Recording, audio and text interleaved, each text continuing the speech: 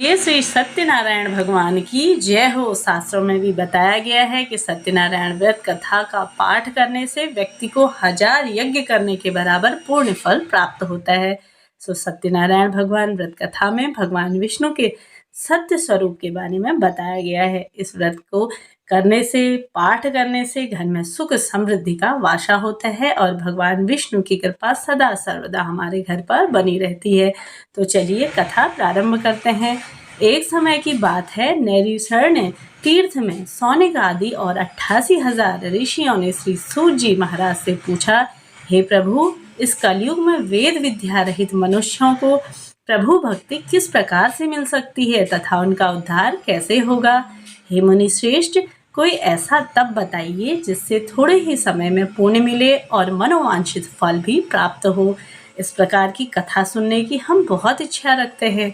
सर्वशास्त्रों के जो ज्ञाता हैं वह सूत जी बोले, हे वैष्णवों, मैं पुण्य आप सभी के प्राणियों के हित की जो आपने बात पूछी है, इसलिए मैं एक ऐसे श्रेष्ठ व्रत को आपको बताऊंगा जिसे नारद जी ने लक्ष्मी नारायण जी से पूछा था और लक्ष्मीपति ने मुनि श्रेष्ठ नारद जी से कहा था।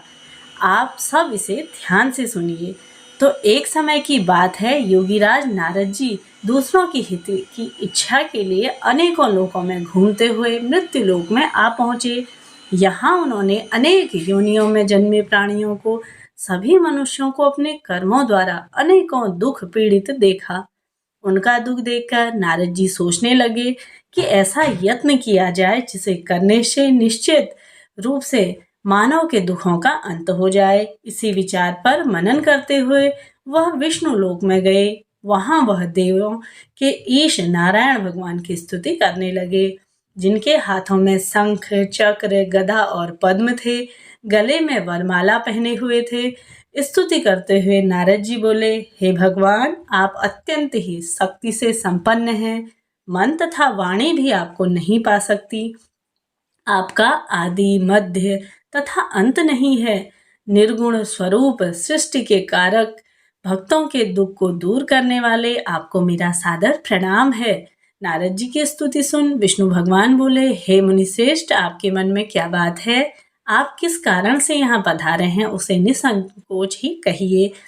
इस पर नारद जी बोले, हे मुनिश्रेष्ठ, मृत्यु लोक में अनेक योनियों में जन्मे मनुष्य कर्मों के द्वारा अनेक दुख भोग रहे हैं। हे नाथ, आप मुझ पर दया करके मुझे बतलाइए कि मनुष्य थोड़े समय में ही अपने दुखों को कैसे छुटकारा पा ले।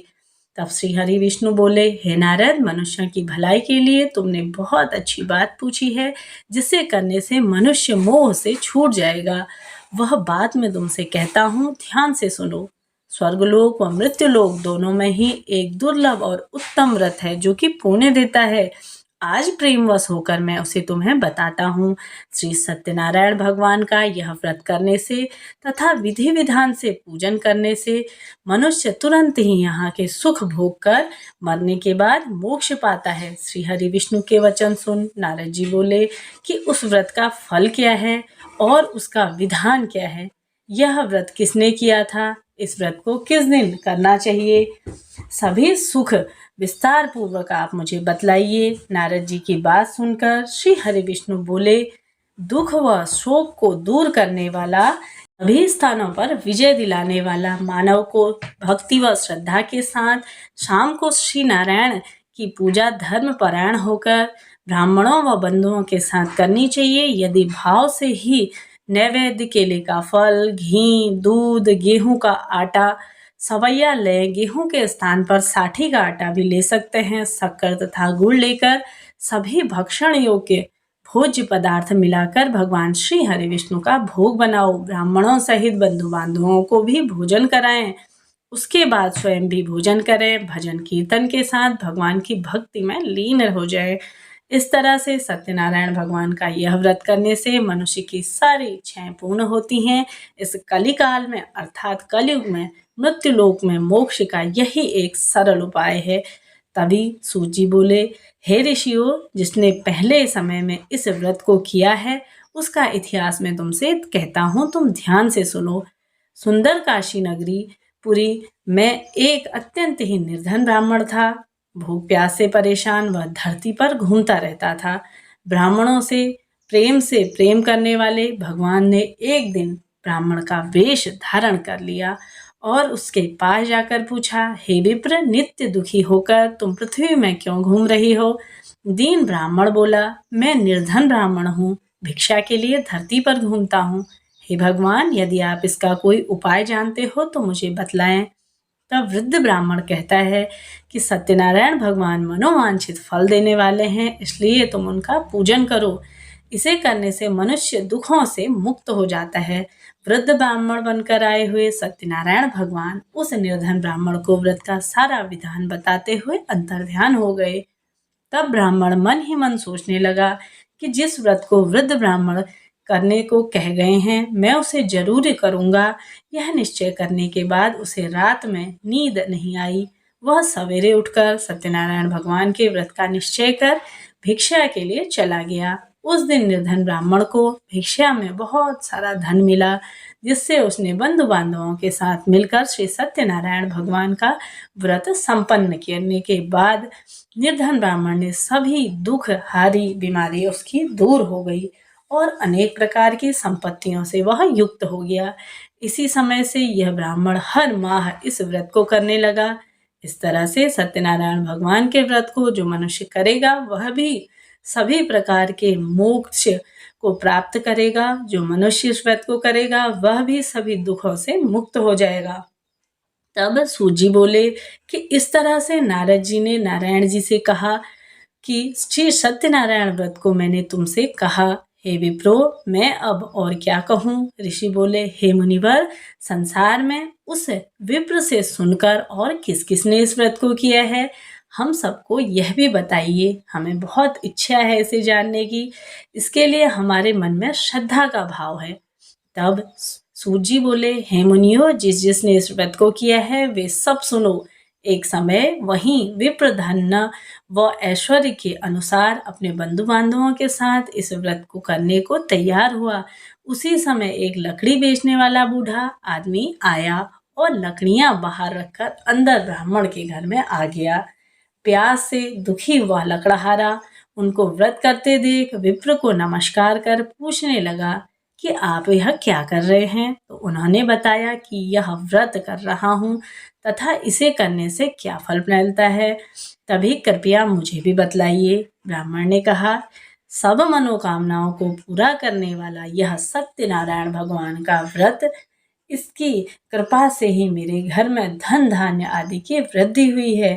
विप्र से सत्यनारायण व्रत का के बारे में जानकर लकड़हारा बहुत ही प्रसन्न हुआ। चरणामृत व प्रसाद लेकर खाने के बाद वह अपने घर चला गया। लकड़हारे ने अपने मन में संकल्प ले लिया कि आज लकड़ियां बेचकर जो भी धन मिलेगा उसी से मैं भी श्री सत्यनारायण भगवान का उत्तम व्रत करूंगा।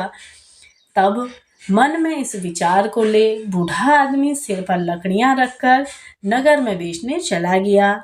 जहां धनी लोग ज्यादा रहते थे, उस नगर में उसे अपनी लकड़ियों के दाम आज 4 गुना मिल गए। बूढ़ा प्रसन्न होकर और साथ में दाम लेकर तब वह खरीदारी को गया। केले, शक्कर, घी, दूध, दही और गेहूं का आटा लेकर श्री सत्यनारायण भगवान के व्रत की अन्य सामग्रियां लेकर अपने घर गया। वहां अपने बंधु बांधवों को बुलाकर विधि विधान से सत्यनारायण भगवान का व्रत पूजन किया। इस व्रत के प्रभाव से वह बूढ़ा लकड़हारा धन आदि पुत्र आदि से युक्त होकर संसार में समस्त सुख भोग कर अंत में वैकुंठ धाम को चला गया। तो इस प्रकार से तब सूत जी बोले, हे मुनि श्रेष्ठ, अब आगे की कथा कहता हूँ। पहले समय में उल्कामुख नाम का एक बुद्धिमान राजा था। वह सत्वता और जितेंद्रिय था। प्रतिदिन देव स्थानों पर जाता और निर्धनों को धन देकर उनके कष्ट दूर करता था। उसकी पत्नी कमल के समान मुख वाली तथा सती साध्वी थी। भद्रशिला नदी के तट पर उन दोनों ने श्री सत्यनारायण भगवान का व्रत किया। उसी समय से साधु का नाम का एक वैश्य आया। उसके पास आकर व्यापार करने के लिए बहुत सा धन भी था। राजा को व्रत करते देख वह विनय के साथ पूछने लगा, राजन, भक्तिभाव से पूर्ण होकर आप यह क्या कर रहे हैं? तो मैं सुनने की इच्छा रखता हूँ, तो आप मुझे बतलाइए। राजा बोले, हे साधु, अपने बंधु बांधवों के साथ पुत्र आदि की प्राप्ति के लिए एक महाशक्तिमान श्री सत्यनारायण भगवान का व्रत व पूजन कर रहा हूँ। राजा ने वचन सुन राजा साधु आदर से बोला, हे राजन, मुझे भी इस व्रत का सारा विधान कहिए। आपने कथानुसार मैं भी इस प्रकार से ही यह व्रत करूँगा। मेरी भी संतान नहीं है और इस व्रत को करने से निश्चय रूप से मुझे संतान की प्राप्ति होगी। राजा से व्रत का पूरा विधान सुन व्यापार से निवृत्त हो वह अपने घर गया। साधु वैश्य ने अपनी पत्नी को संतान देने वाले इस व्रत का वर्णन कह सुनाया और कहा कि जब मेरी संतान होगी तब मैं इस व्रत को करूँगा। साधु ने इस तरह से वचन अपनी पत्नी लीलावती से कहे। एक दिन लीलावती पति के साथ आनंदित हो सांसारिक धर्म में प्रवृत्त होकर सत्यनारायण भगवान की कृपा से गर्भवती हो गई। 10वें महीने में उन्होंने गर्भ में से एक सुंदर कन्या को जन्म दिया। दिनों दिन वह ऐसे बढ़ती चली गई जैसे कि शुक्ल पक्ष का चंद्रमा बढ़ता है। माता पिता ने अपनी कन्या का नाम कलावती रखा। एक दिन कलावती ने मीठे शब्दों में अपने पति को याद दिलाया कि आपने तो सत्यनारायण भगवान के जिस व्रत करने का संकल्प लिया था उसे करने का समय आ गया है। आप इस व्रत को करिए। साधु बोला कि हे प्रिय, इस व्रत को मैं उसके विवाह के बाद करूँगा। तब ऐसा कहकर वह पत्नी को आश्वासन देकर नगर को चला गया। साधु ने एक बार नगर में अपनी कन्या को सखियों के साथ देखा तो तुरंत ही दूत को बुलाया और कहा, मेरी कन्या के योग्य एक वर देखो। साधु की बात सुनकर दूत कंचन नगर में पहुंचा और वहां देखभाल कर लड़की के लिए सुयोग्य वाणिज्य पुत्र को ले आया। सुयोग्य लड़के को देख साधु ने बंधु बांधवों को बुलाकर अपनी पुत्री का विवाह कर दिया। लेकिन दुर्भाग्य की बात यह है कि साधु ने अभी भी श्री सत्यनारायण भगवान का व्रत नहीं किया। इस पर श्री भगवान क्रोधित हो गए और श्राप दिया कि साधु को अत्यधिक ही दुख मिले, अपने कार्य में कभी कुशल ना हो पाए। इसलिए साधु बनिया जमाई को लेकर समुद्र के पास स्थित होकर रत्नापुरी नामक नगरी में गया। वहां जाकर दामाद ससुर दोनों मिलकर चंद्रकेतु राजा के नगर में व्यापार करने लगे। एक दिन भगवान सत्यनारायण की माया से एक चोर राजा का धन चुरा कर भाग गया। उसने राजा के सिपाही को अपना पीछा करते देख चुराया हुआ धन वहां रख गया जहां साधु अपने जमाई के साथ ठहरा हुआ था। राजा के सिपाहियों ने साधु वैश्य के पास राजा का धन पड़ा देखा तो ससुर और जमाई दोनों को बंदी बनाकर ले गए और साथ ही दोनों को चोर करार दे दिया। अब आप आगे की कार्रवाई की आज्ञा दें, हे राजा। तब राजा की आज्ञा से उन दोनों को कठिन कारागार में डाल दिया गया और उनका सारा धन वहां से छीन लिया गया। श्री सत्यनारायण भगवान के श्राप से साधु की पत्नी बहुत दुखी हुई। घर में जो धन रखा था उसे चोर चुरा ले गए। शारीरिक तथा मानसिक पीड़ा व भूख प्यास से अति दुखी होकर अन्न की चिंता में कलावती ने ब्राह्मण के घर गई। वहां उन्होंने श्री सत्यनारायण भगवान का व्रत होते देखा। फिर कथा भी सुनी और प्रसाद ग्रहण कर वह रात को घर वापस आई। माता के कलावती से पूछा कि हे पुत्री, अब तक तुम कहाँ थी? तेरे मन में क्या चल रहा है? तब कलावती ने अपनी माता से कहा, हे माता, मैंने एक ब्राह्मण के घर में श्री सत्यनारायण भगवान का व्रत होते देखा। कन्या के वचन सुन लीलावती भगवान के पूजन की तैयारी करने लगी। लीलावती ने परिवार में सभी बंधु बांधवों सहित श्री सत्यनारायण भगवान का पूजन किया और उसने वर मांगा कि मेरे पति और जमाई शीघ्र ही घर आ जाएं। साथ ही यह प्रार्थना भी की कि हम सबका अपराध आप क्षमा कर दें। श्री सत्यनारायण भगवान इस व्रत से संतुष्ट हो गए और राजा चंद्रकेतु को स्वप्न में दर्शन दिए और कहा कि हे राजन, तुम इन दोनों वैश्यों को छोड़ दो और उनके जो भी धन लिया है उसे तुम वापस कर दो। अगर ऐसा नहीं किया तो मैं तुम्हारा पूरा धन राज्य समाप्त कर दूंगा।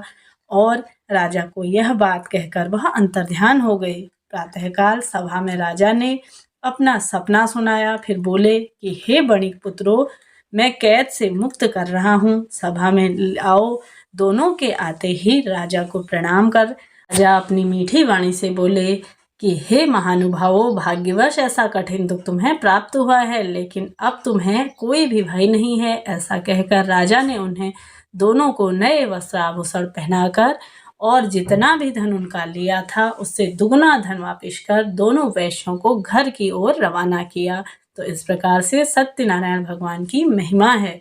भी भक्तजन यह व्रत करता है या कथा सुनता है, उसका जीवन श्री विष्णु भगवान सुखमय और सार्थक बनाते हैं और समस्त प्रकार के रोग कष्ट दूर करते हैं।